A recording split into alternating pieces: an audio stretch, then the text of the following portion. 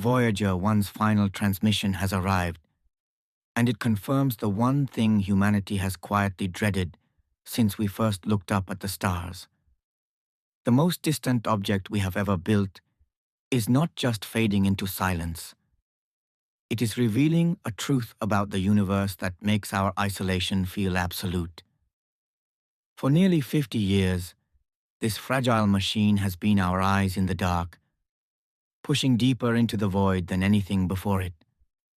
But now, as its power dwindles to nothing, the last streams of data paint a picture of interstellar space that is colder, emptier, and more indifferent than we ever allowed ourselves to imagine.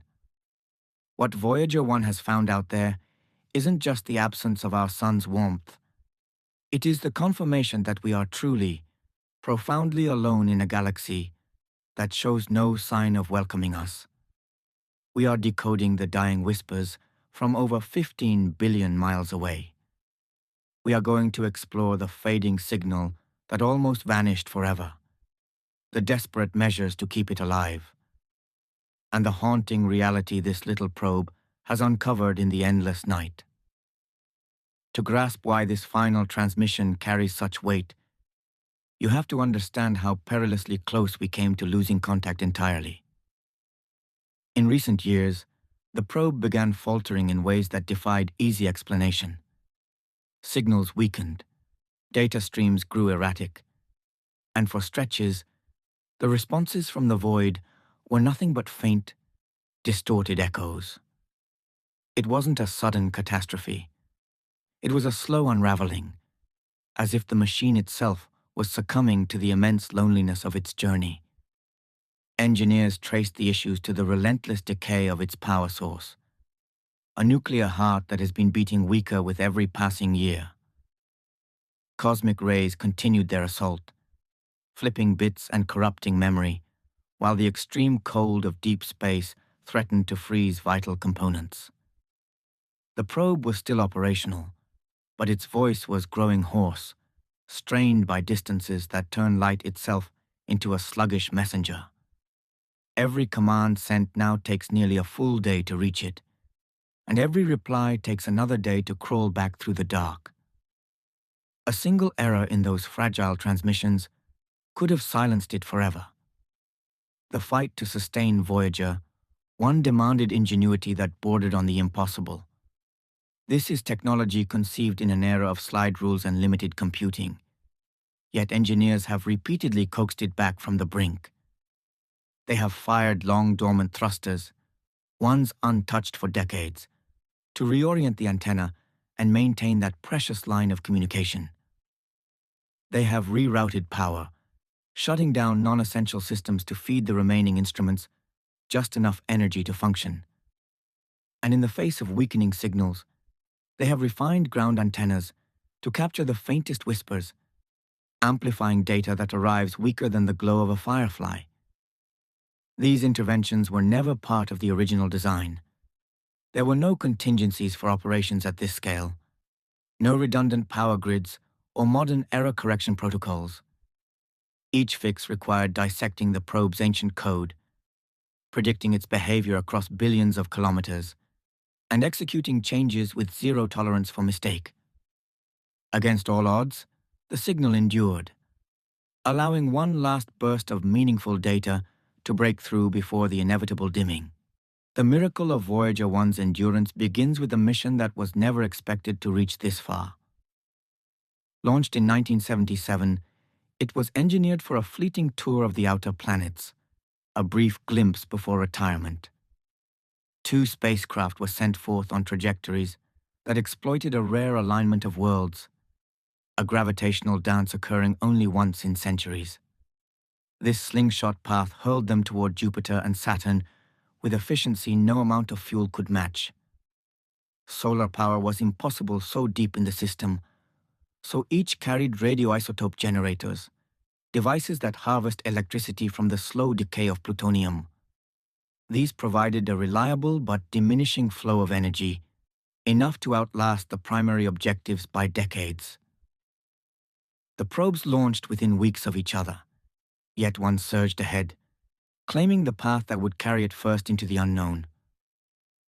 At Jupiter, Voyager 1 unveiled a world of unrelenting fury. Immense storms swirled in bands of cloud, lightning flashed in depths no telescope could pierce, and a radiation belt intense enough to threaten the spacecraft's electronics raged around it. Yet it survived, capturing images of active volcanoes on a moon once dismissed as inert, plumes of sulfur rising high above the surface in silent eruptions. Moving onward to Saturn, it revealed rings not as simple bands but as intricate structures, sculpted by shepherd moons and resonant forces, with spokes and braids defying prior theories. The data reshaped our understanding of planetary systems, proving that beauty and violence coexist on scales we could barely comprehend. The paths diverged after Saturn.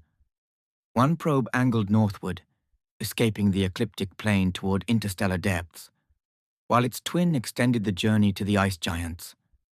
The visits to Uranus and Neptune, accomplished by the second craft, remain unique in human history. Uranus spun on its side, its atmosphere strangely quiescent despite the tilt, with rings faint and dark encircling it. Neptune roared with supersonic winds, dark spots vast as continents drifting across blue methane haze, and a moon with cryovolcanoes spewing ice into vacuum. These fleeting encounters yielded treasures of knowledge, portraits of worlds so remote they might as well belong to another star system. No mission has returned since, leaving these insights as frozen moments from a bygone era of exploration. With the planets exhausted, Voyager 1 continued into the expanse that lay beyond. The true frontier wasn't a distant orb, but the heliopause, the boundary where solar wind surrenders to the interstellar medium. Models predicted a transition, but reality proved far more elusive. For years, instruments monitored the gradual shift, galactic cosmic rays intensifying, solar particles thinning. Then, abruptly, the probe crossed into a realm where the sun's influence ceased. It became the first artifact to enter interstellar space, followed years later by its companion. But the crossings were not identical. One encountered a sharp boundary, a compressed layer of particles, while the other slipped through a porous leak, a magnetic tunnel stretching far into the void. Deeper revelations emerged as the probes ventured farther. The interstellar plasma proved hotter than anticipated, tens of thousands of degrees, yet so diffuse it posed no thermal threat. Magnetic fields arrived draped over the heliosphere, not piercing through as once theorized, creating a smooth deflection that protects our system like an invisible shield. But the boundary itself was dynamic, folded and rippled by solar outbursts propagating outward. These disturbances caused the edge to bulge and contract, sometimes pursuing the probes as they fled. What emerged was not a serene bubble, but a turbulent interface, battered by forces from both inside and out. The data overturned decades of simulation, exposing the heliosphere as a living entity, distorted and asymmetric in its battle against galactic pressures.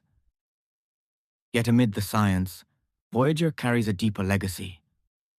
Attached to its structure is a golden record, a deliberate artifact etched with sounds and images of Earth. Recordings of thunder, laughter, music from across cultures, diagrams of our biology and position in the cosmos, all preserved on a medium designed to endure eons. This was not for practical contact, but for defiance against oblivion, a testament that intelligence once flourished here. The odds of interception are vanishingly small, yet the record drifts onward, a silent envoy bearing proof of our existence long after the transmitters fall quiet. Today, Voyager 1 hurtles through a region utterly alien to our solar origins. Its distance now approaches the threshold where signals require a full day to traverse, a milestone marking the probe's unparalleled isolation. Power reserves dwindle predictably, forcing the sequential deactivation of instruments to prolong the remainder. Recent turn-offs have preserved core systems, but the end looms in the coming years, when even the most vital functions will lack energy. The final transmissions, faint and infrequent, continue to arrive, carrying measurements of magnetic strength, cosmic ray flux, and subtle plasma oscillations. A persistent hum in the interstellar gas. These waning signals deliver the confirmation we feared. Interstellar space is not teeming with the signatures we hoped might hint at other stellar systems' warmth or complexity. The medium is sparse, the fields uniform in their indifference, the particles ancient and unvaried. No unexpected structures, no anomalous energies suggesting hidden processes or distant civilizations. The galaxy, at least in this traversed sliver, reveals itself as vast emptiness, a cold expanse where stars are separated by gulfs that dwarf our achievements. Voyager's data underscores our solitude. The heliosphere is a rare oasis, shielding life from the harsh radiation beyond, and outside lies a uniformity that speaks of cosmic indifference. We are confined to a fragile bubble, and the universe beyond shows no evidence of mirroring our vitality. This is the elegy of an extraordinary voyage. As the power fades, the probe will cease its reports, becoming a mute wanderer coasting eternally through the dark. It will pass near no star for tens of thousands of years, a relic bearing humanity's greeting into infinity. The journey has illuminated worlds of wonder within our system and exposed the stark reality without. We have reached farther than ever, only to confront the profound loneliness of our place in the cosmos.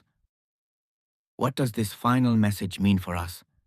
Adrift on a pale blue dot. Does it diminish our spark or ignite it brighter against the void? Share your thoughts in the comments below. If these revelations move you, subscribe and enable notifications to journey deeper into the mysteries ahead.